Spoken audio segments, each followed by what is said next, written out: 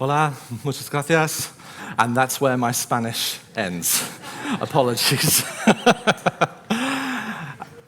I've promised the translator, Eduardo, he's me in the box back there. Everyone wave to Eduardo. He's doing a great job if you're listening to me via the headsets. I've promised him I'll go slower than I usually do. So for those of you that are listening in English, it's usually more up-tempo than this, but I appreciate your time. I want to take you through a little bit of just who I am before we jump into the content, because I think this is a really interesting moment that we find ourselves in, where technology is completely changing the way in which we look at all aspects of business. We've heard from politics, tourism, education, all sectors across the economy, both here in Europe and across the world, is being disrupted entirely.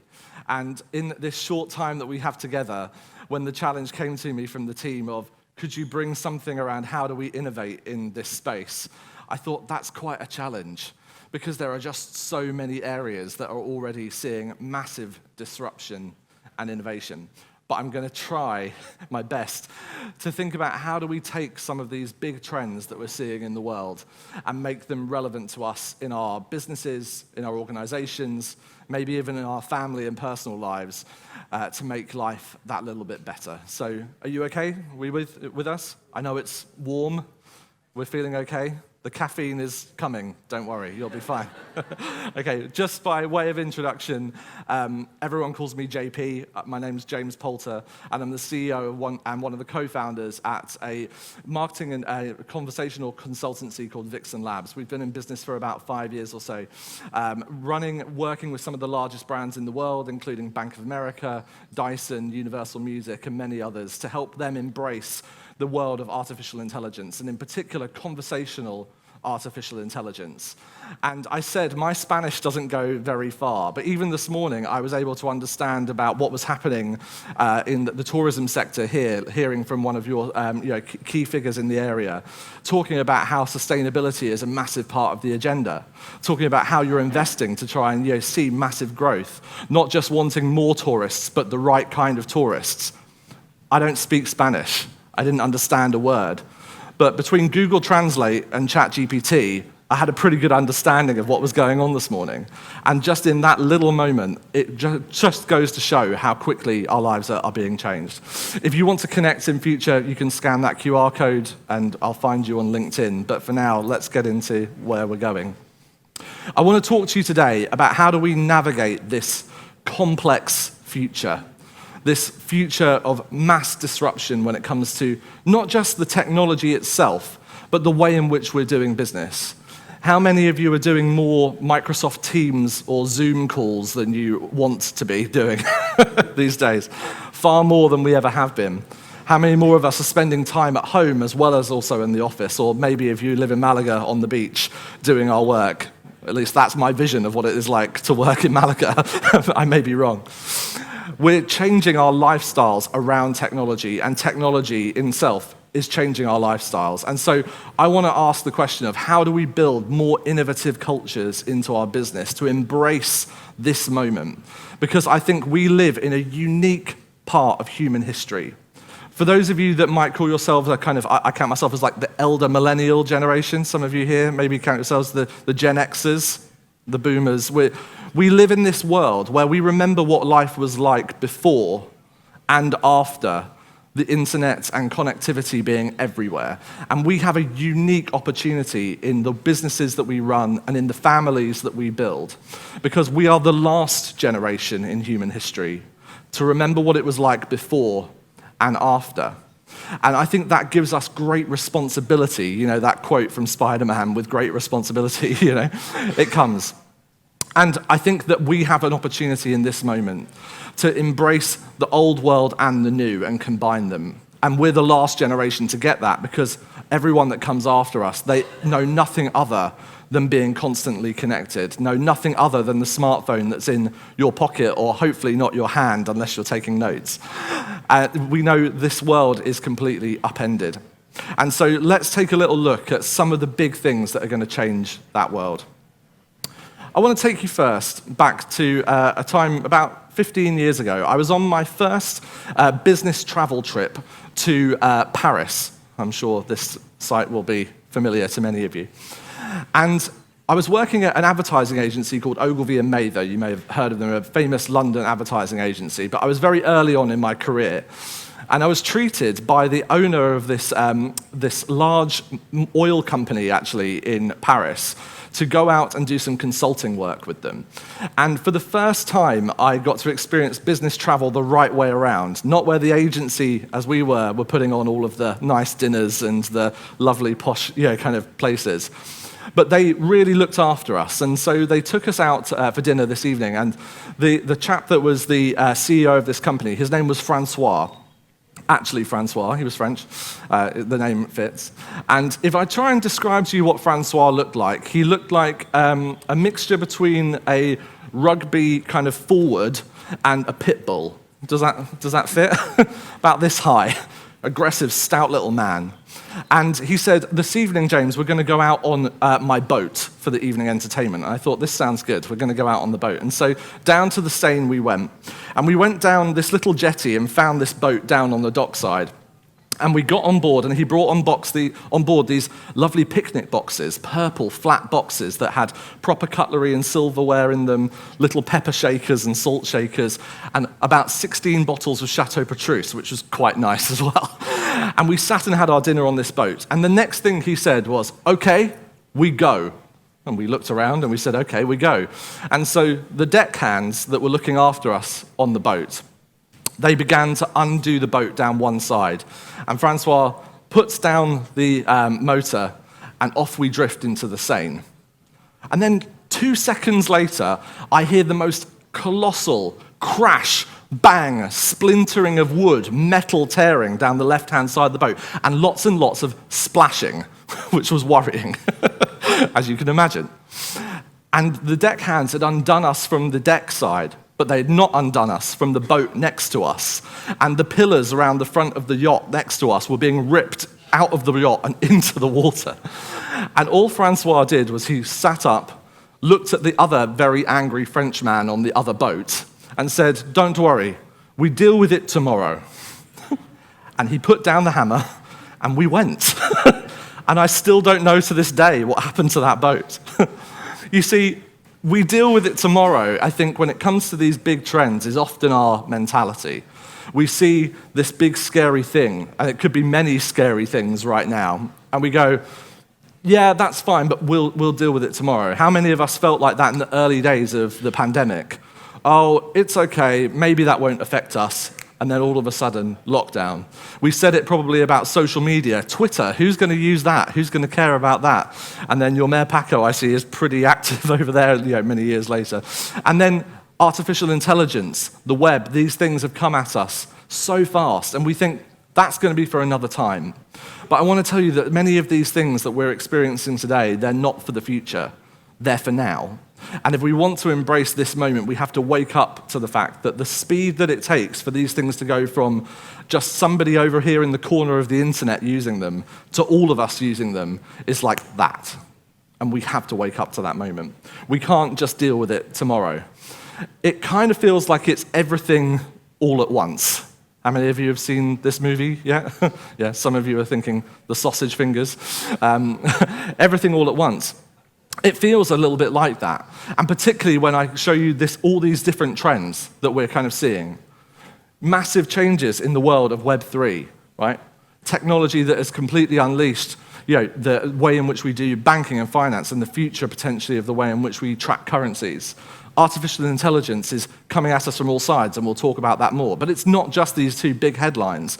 Still, we're seeing massive changes in social media, in the Internet of Things, the metaverse, quantum computing, augmented reality, and robotics.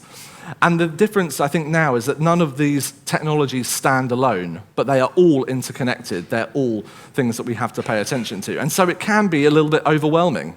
Anybody feel a little bit overwhelmed at the moment by all of these things happening around us? I think that's natural, because these things are not natural. These things are innovation. This is technology coming at us at speed. But we as humans haven't had enough time yet to adapt to really what this is going to mean for our lives. And we have to learn to live in relationship with these new technologies. The thing is that I don't know about you, but it feels like every day we wake up to new headlines. And I think, didn't I just read that in a sci-fi book or see that in a movie just a couple of years ago? I mean, this is just from the past 6 months. We've had AI tools that can predict cancer. Elon Musk is determined that we're going to connect the robots to our brains. And even NASA is kind of considering that UFOs might be a thing. Where did this come from? All of these trends emerging at the same time. And it can feel overwhelming. And of course, it's not that these things are just coming out at the same time, but there are conflicting opinions about whether these things are good for us or the end of the world at the same time. I'm sure many of you have been following the debate that is happening in artificial intelligence and in cybercrime and these tools that are emerging. And on one hand, you have the threat to humanity, and at the same time, people saying, actually, this is not just going to kill the world, it's going to save it. And so who are we to believe? I think it's hard, though, to argue that these things haven't already taken over the world by storm. How many of you are LinkedIn users and kind of checking out kind of what's going on social media? You might have noticed that a year ago, all of the NFT experts became metaverse experts. And all of those metaverse experts, they're now the AI experts. It's changed very, very quickly. And it's, things like this where we see tools like ChatGPT, these generative AI tools, coming to completely change what it means to live in our world. And because it's coming so fast, opportunity seems to arise, and plenty of people are there to try and take advantage of that opportunity. But there's reasons for us to be paying attention. I mentioned ChatGPT, and it's not the only tool out there, but it certainly has been a real change moment for us in the past 9 months. In early November last year, when the tool launched, we saw the rapid rise of something that we've never seen before. ChatGPT now is the fastest growing consumer technology ever in terms of user adoption. 100 million users in the space of 2 months, the same thing that it took Spotify 11 years to do. And even Facebook in the middle, 4.5 years. The speed of adoption is absolutely crazy. And if you think about how many 100 million users even is, because I think that's quite hard to quantify, that's about a third of the size of people already using WhatsApp around the world, to give you some context. So the scale of this growth is absolutely phenomenal. And it raises some real questions for us, doesn't it?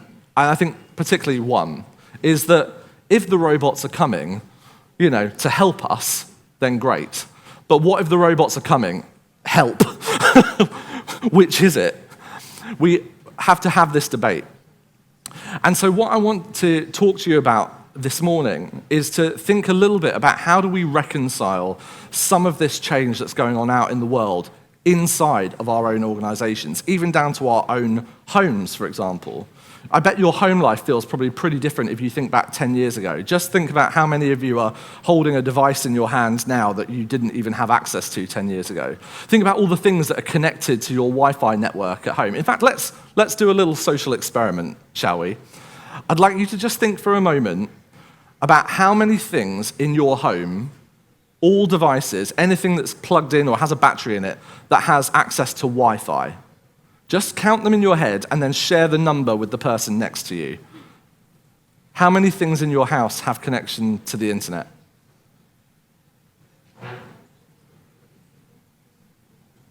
Still thinking?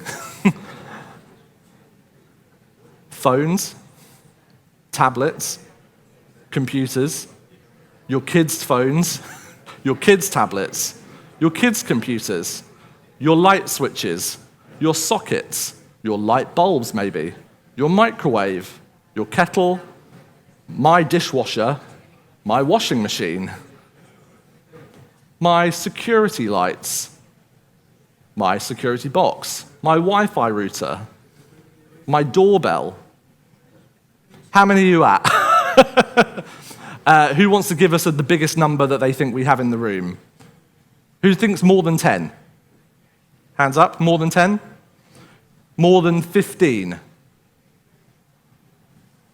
Okay, going more than 20. Okay, you, sir, what's your name? Daniel. Okay, well done. You win a little Lego bus for having the most connections, because clearly you need to spend some time without the internet. The last item using Wi-Fi, it is the air fryer of my wife. His wife, for those who didn't hear that, his latest Wi-Fi connected device is his wife's air fryer. I don't know why, but you're welcome. You can play with that later when you turn the internet off at home. That was the idea. You see, just in that short space of time, think about how much change has happened, how many things we now have connected around our homes. And so that's what I want us to now dwell upon is, well, what do we do about this? Because for those of you that work in, I'm going to guess if you're here this morning or watching online, and thank you to those of you that are watching online, that you probably work in business or politics, finance, or large industries, that you probably have a lot of people around you doing what you do. And the way in which we do what we do is the thing that matters here. Because these technologies that we've looked at so far, they are going to continue to change and evolve at rapid pace. And you might be in the technology industry pushing this forward, but if you're not, you're subject to it. And our challenge is, how do we embrace these things into our organizations and build more innovative cultures? And that's what I want to spend our remaining time talking about. So if we don't have the option, unfortunately, like your Wi-Fi router or maybe your air fryer, to just turn it off and on again, we can't put this stuff back in the box. How do we learn to bring it into our lives, into our businesses, into our organizations, and actually use it? Actually really get value out of it? I think that's the real challenge. Because if you want to go and learn about any one of those things on that slide, there's plenty of information out there to do it. Or you can go and ask ChatGPT to brief you. But if you really want to learn how to do it, then actually the biggest thing that we can affect is the people around us. Because the people around us are us. And we have the ability to work with them. So there's no reset button. We need to start thinking about doing something else. There are 3 buttons on your keyboard that you never really want to have to press, aren't there? Control, Alt, and Delete. That's the reset button. Now, we don't have the option, unfortunately, to do that, to turn it off and on again, but we can bring some control to the way in which we bring these things into our businesses. We can look at some alternatives, and there's probably some things that we have to delete if we're going to be able to do it. So that's what I want to take you through. Let's first think about controls. I don't know about you. Who's a big fan of the F1 here? Formula One? Yeah? Good? Yeah? Alonso, he's doing well. We wish him well. If anyone can beat Verstappen, I think it's him, and I hope he does. He's got an attitude. On the average F1 car, on the average Formula One car, there are 25,000 different sensors. 25,000 different sensors all around the car, picking up on speed, air temperature, batteries, coolant, all these different aspects of what makes a Formula One car stay on the road when it's going at 180 miles an hour down a straight. And those 25,000 sensors, they're sending back somewhere around about 30 gigabytes of data every minute back to the headquarters wherever the team is based. 30 gigabytes a minute. That's probably more data than you have on your phone, in its lifetime, every single minute being built up. But the reason that they want all of those sensors, the reason that they want all of that data, is for one thing. It's to understand what's going on the course to be able to correct it. So that the minute that something feels slightly off, a brake pedal is a little bit sticky, or a wheel is slightly loose, they can do something about it. I think for many of us, when our organizations get bigger, we realize that it becomes more and more difficult, doesn't it, to understand actually what's going on inside of it. You have the meeting, but before you have the meeting, you have the pre-meeting before the meeting. Then you have the meeting to recap the meeting, and then someone's doing the notes from the recap of the meeting to plan for next week's meeting. Does this feel like anybody's life? You experience this. And when we're doing all of that, it's very hard to actually see what's going on right underneath our feet. We spend so much time wrapped up in what we're trying to get done rather than actually getting it done. And if we were to listen better to what's going on inside of our organizations, I think that would radically, radically change. We need to have more sensors, more data, more input. This is something that we've been doing with clients for a long time at Vixen, is to help them try and put their own sense of self in the sense of another. How do we become more empathetic to what's going on with our audiences, with our users, with those in our organizations? And we use a tool in design thinking, which is what is the bedrock of a lot of our product development, called user stories. Is anyone familiar with this? You've written a user story before, a couple of you that have worked in technology. Let's just break down what a user story is. We use this really simple framework. Admittedly, it's in English, it works in Spanish, which is, as a blank, the user, I want to blank, achieve something so that I can blank, get some kind of outcome. I wonder if you've got a problem in your business at the moment, have you actually spent much time to think about who this person is? Who the blank is? Have you put yourself in their shoes? You see, the bigger our organizations get, the further away we tend to get from the real people on the ground. You've heard that this morning from those that have been speaking about the issues that we're facing here in the region, in tourism, in the ecology. How do we get back to what's really wanted at the baseline? I wonder if there's something in your business at the moment, just take a second and share with someone next to you the problem that's most challenging you right now in this format. As a blank, so that I want to blank, so that I can blank. Just have a think about that for a second, and just where you're sitting, just share something with the person next to you. What would they be saying? Maybe it's someone in your business, someone next to you. Just take a second to do that, and we'll share a couple of them back. And if you're watching online, if you've got a suggestion of one of these, write that in the comments below on where you're watching on the stream, and we'll see if we can get some of them from Eduardo to back to me up there. Think, who is it that you're thinking about right now? Is it someone that works in the business? Is it someone that you're serving, perhaps if you're in politics or in administration? Who is it that you could be writing this for? I want to, what is it that they want to achieve? Put yourself in their shoes, not your shoes, of you as the business. What do they want? How are they going to get something done this week, this month, across your agenda? And what is it that they want to achieve? Has anybody got one that they might want to share, or we've got one online? There may be prizes. Aha, now we unlock the competitive ones amongst you. No? Have we got any online, Eduardo? He's not saying, he can't answer me. I don't know why I'm asking him, he's in the booth. Let me say to you this, is that what we're trying to do is put ourselves back in the sense of our users, right? Who is it that we're trying to serve? I think this is the problem that we often don't think about. We're often thinking, well, we've got to get this done. I've got to get this done in this week, this month. I've got these targets to hit. I've got these articles to kind of get published. But the more that we think about putting ourselves in the shoes of these people, the people that we're really trying to serve, the closer we get to them, the more likely we are to be able to find different ways to serve them, different ways to innovate. And that's where the alt comes in, the alternatives. So what does your alt key do?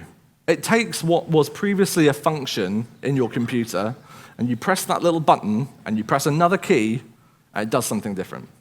That's all it does. That's why it says alt, for alternative. But we need to think about ways in which we can bring alternatives into our organizations. I bring up the Lego because prior to the business that I do at the moment, I used to work for Lego, leading their emerging technology team. And one of the big things that they do differently is that they have really built a culture of play into the organization. I think this is one of the big things that in the wake of the pandemic, and particularly as many of us have gone into remote working, is it those little moments in between the meetings, in between where the work is getting done, where we've lost something. Does that feel true to you? Does that feel like you've experienced that? I was talking with someone last night at dinner about the fact that they were trying to bring the culture back to the organization, and people were rebelling against it, saying, well, I don't want to come back to the office for the culture. I can be more efficient at home. And what even does that look like? Well, I think what it looks like is it's the playful relationships that sit between each of us. What we look at when we look at the most innovative cultures in businesses around the world is that they are often the most playful, the ones that have the most ability to flex outside of their day-to-day roles. We've got representatives here, as you've heard already from Google, thinking about the idea of 20% time, one of the things that Google was a big pioneer for, of taking 20% of your time to work on something that wasn't your primary job, to kind of play around with it, to innovate and test. And at Lego, one of the big things that we did for a number of years, and it's just happened this past couple of weeks, is an annual play day, a day where the entire business shuts down for a day just to play with one another, just to kind of get back to playing with bricks and building things and games, and not just like bad team building. I'm sure you've all been on a bad team building experience at some point or other, doing trust falls with someone from kind of finance that you don't like very much. Like, these things happen. But play actually isn't just about kind of silly activities or games. It's about a mentality. It's about a state of mind. It's actually something that's scientifically proven to be the better way of doing things.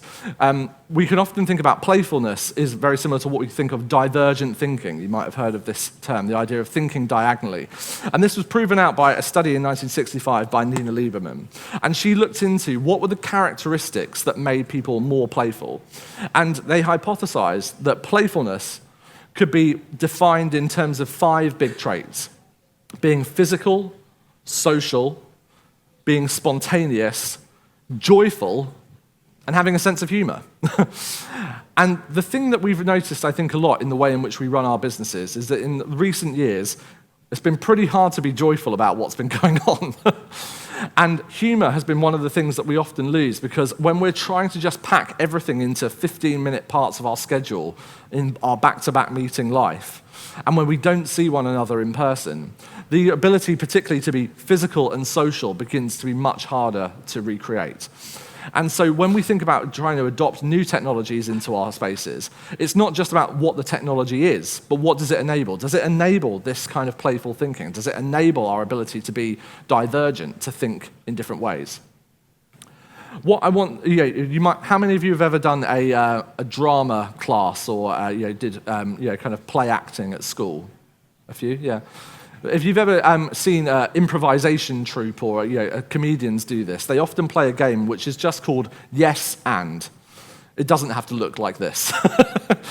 And all a yes and is the ability to say whatever you've said plus the next thing, right? I'm just going to add to it, to be additive, not subtractive. This, I think, is often the problem that we have when we think about these technologies, is we often think about how do they replace something that's already there rather than adding to it.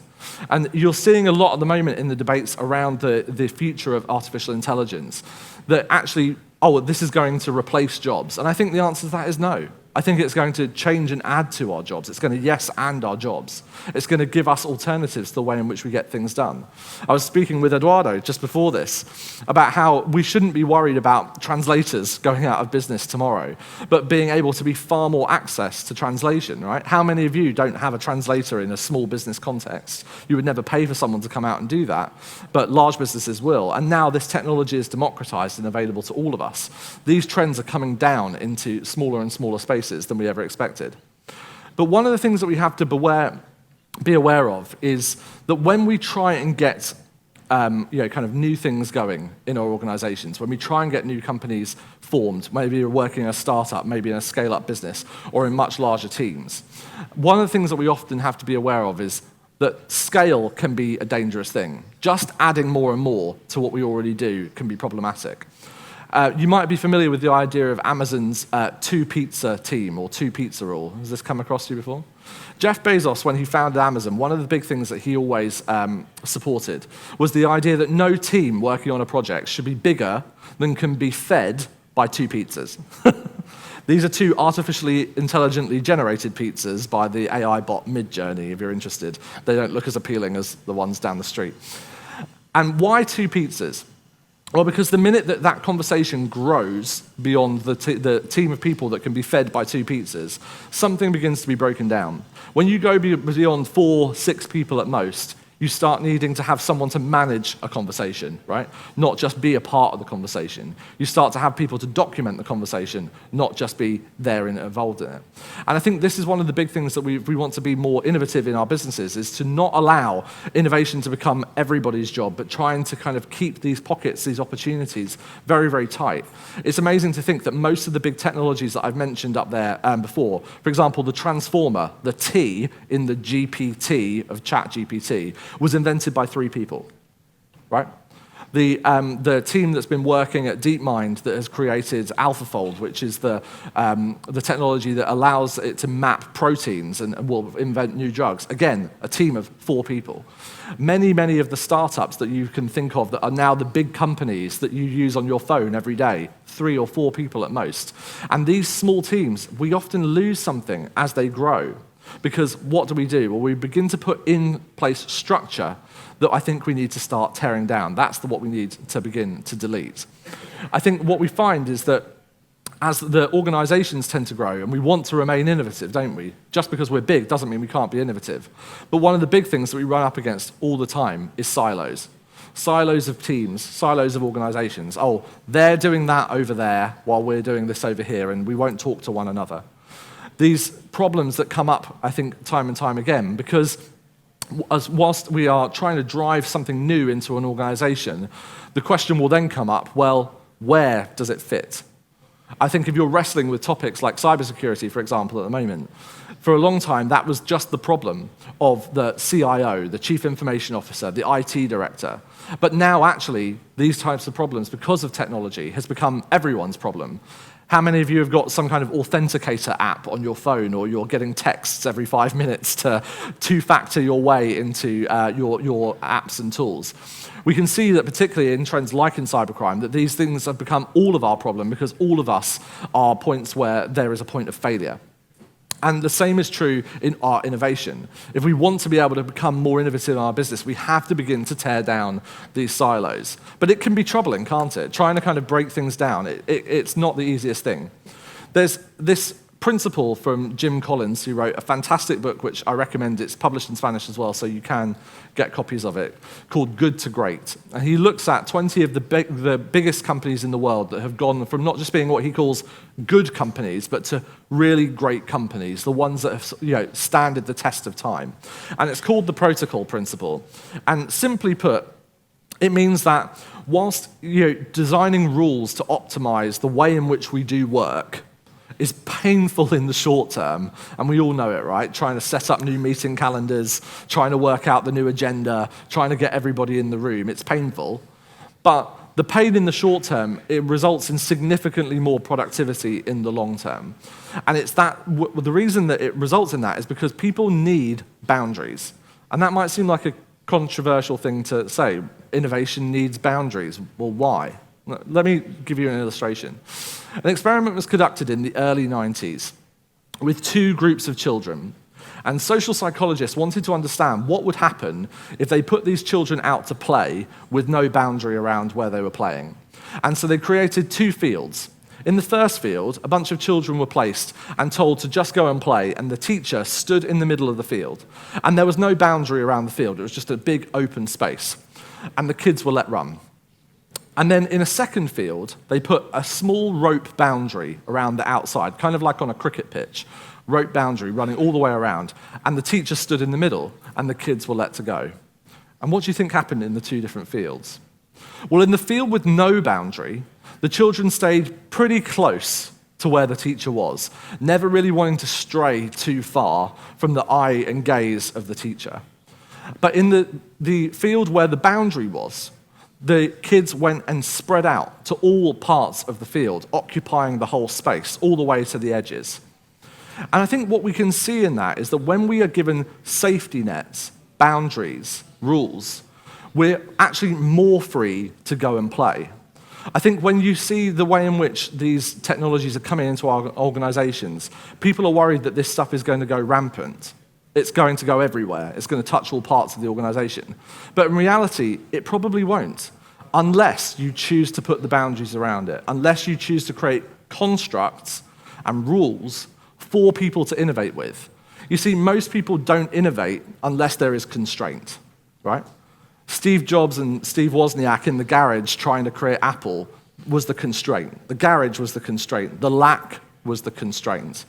When we've given massive amounts of money and grant funding to try and solve big problems, often we don't see the most innovative things come out of it because, well, when there is plenty, why is there any need to push ourselves? We can just get it done tomorrow. But as I think we've spoken about, we can't just leave it to tomorrow. That's not our opportunity. And so I think when we think about what does it mean to build innovative cultures, to wrestle with these massive problems of cybersecurity, of Internet of Things, of AI, we have to learn to create innovative cultures that have controls, alternatives, and we are going to delete some of the things we've had in the past. Because we need to create a new way of doing things, a new framework. We can't put the genie back in the bottle. We can't put these technologies back in the box. They are out there for us to either use or abuse. But if we actually want to build cultures where they're innovative, where they are going to survive the test of time, and where you and us as a generation of people remember what it was like before and after they've existed, we need to think about how do we embed these principles into our businesses, to our organizations, to our municipalities, to our tourism sector. Wherever you're working, we need to bring these principles down, because if we don't, then either we will miss an opportunity or someone else is going to take it from us, and we don't want that to be the case. So what does an innovative culture look like? I think it's three fundamental things. It's one that has control of the inputs in its organization, that it's listening and that it's empathetic, that it's building user stories of who their people are that they're trying to serve and putting themselves in their perspective. It's playful and divergent. It's seeking alternatives, not just taking the status quo that's in front of us or that's the way that everybody else does it, but saying, yes, and we could do it this way. Yes, and we will add to what's already here. Yes, and we'll think about other ways of doing it. But not allow it to get too big that we can't actually get things done, that two-pizza rule. And that we will, whilst being explorative and collaborative, playing within our boundaries, we need to break down the silos that we are otherwise putting up around us. And I think if you, as a business owner, you as a leader in your space, and if you're here, you are a leader in some fashion, otherwise you wouldn't be here. This is our responsibility, guys, because we don't have an opportunity like this again. We have the opportunity now to build these types of businesses, these organizations, and I hope that you will take up that mantle. We have a few moments to take some questions. I think those are being hosted potentially as well. And I would love to dig into all of these topics with you, both in terms of how do we build this into our organizations, how do we embrace the technology that's out there. So I look forward to all of your questions, and I hope we'll have an engaging dialogue. But thank you for your attention. Thank you to Eduardo for his translation, and I appreciate you being here. Thank you to Ford, and I hope that you will, Forbes, and I hope that you will also join me maybe in the ID Buzz Bus outside for kind of some conversations afterwards as well. I think we all need to start getting on the ride there and coming forward into this kind of new world together. So thank you very much, and I'll see you soon. Cheers.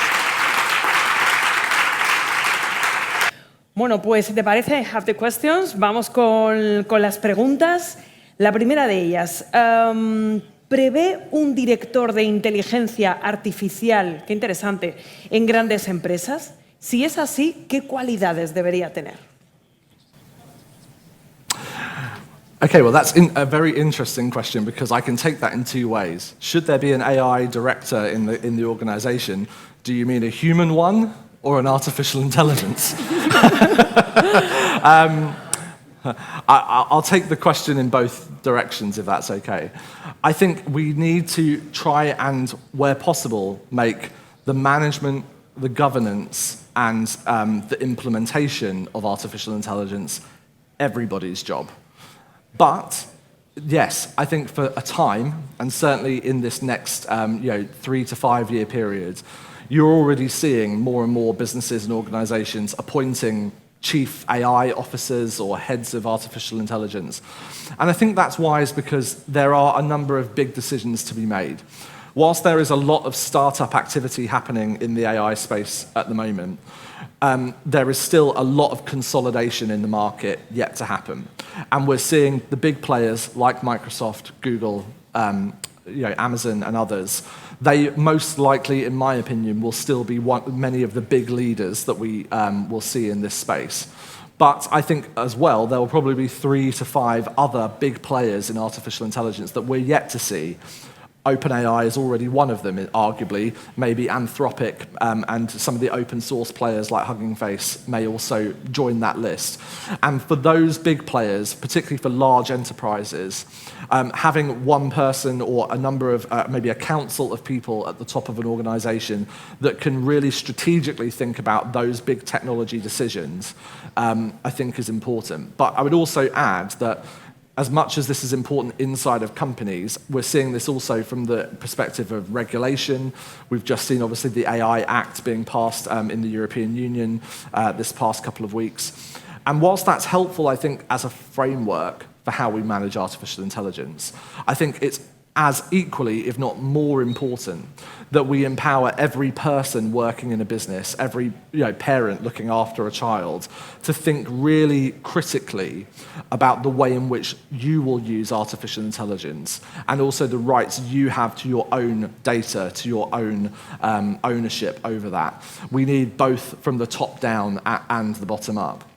And I think to the other way of taking the question, we will see artificial intelligences help us with these decision-making processes as well. I think we'll see that come about, co-pilots at all organizational levels. So I think we'll see both. And in a similar direction, en una dirección similar, la siguiente pregunta.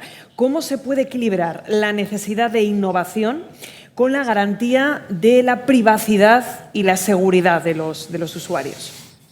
Yes. So I think this is one of the big tensions that I've always mentioned, and I think particularly in that last piece there about putting boundaries and guardrails around. We need good governance inside of organizations, but we don't want it to be stifling. We don't want it to be too close. And so what does that look like in practice? The first thing, and this is why it's these 3 things that I've spoken about, is that what does it mean to have control over how this is being used in your organization? First is, do you even know where these technologies are being used? I'm waiting for the headlines to hit Forbes' front page of business person accidentally uploads 100,000 email addresses and contact details into ChatGPT and creates some kind of data breach. Like, we're waiting for these things to happen if they haven't already. So do you know where in your organization, what are you listening to in your organization about how these technologies are being used? Then it's about how will we use them. That's that second part about building on these ideas. And I think there are plenty of ways that we're seeing people be able to create safe environments inside of the organizations to be able to test. So have you got a team of people, that small 2-pizza team perhaps, that are playing with things, that they are trying, that they're creating safe spaces, in a kind of air gap from the rest of the organization to be able to experiment. And then we can test what is scalable. Then we can work out what rolls out to the whole business. I think we need to see much more of that type of activity going on before people start just plugging in these tools into their massive kind of infrastructure. Y otra sobre inteligencia artificial, que parece que es un tema que nos preocupa a todos, dice así James: ¿cómo desarrollaría soluciones de inteligencia artificial dentro de las grandes compañías? How do you develop solutions? Yes? I'm just checking with Eduardo, I understood that. Yeah. So within big corporations, but also I think this is applicable within governments and with any kind of large organizations, there's a number of things that we have to first of all do. The big difference with artificial intelligence tools is that this is not just a new channel, right? When Facebook came along, we added it to our marketing.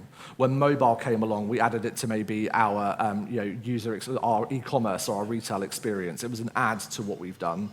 And similarly, when interactive voice assistants on Alexa and Google Assistant and on our telephones came along, we added that to our customer services organizations, right? There was a logical home for it in the business, and there was a logical use case.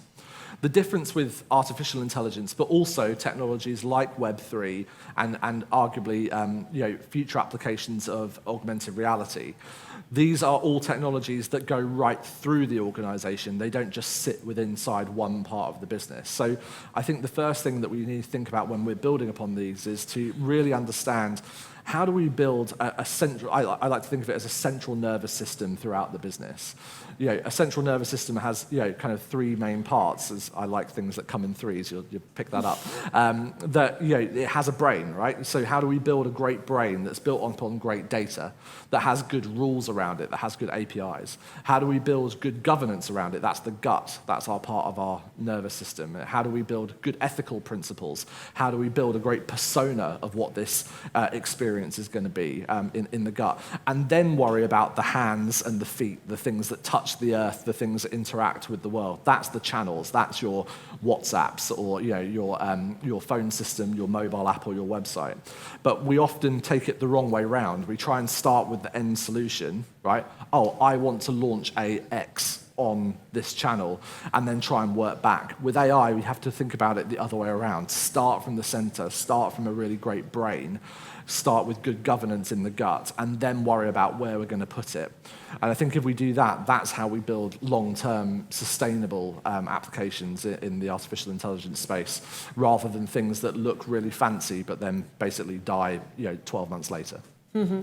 Y la última, James, que además me gusta mucho porque me parece que resume muy bien esta charla que hemos tenido hoy aquí contigo, esta Masterclass. Dice la pregunta, ¿cómo se aseguraría crear una cultura de la innovación, pero de una forma auténtica dentro de la empresa? Yeah. I think the thing with building innovation into an organization with authenticity is that it can't, and this is why I say I don't think it just is one person's job, it's everybody's job. When you try and make innovation one person's job, then it kind of gives license to everyone else to sit back and go, well, it's their job to do it.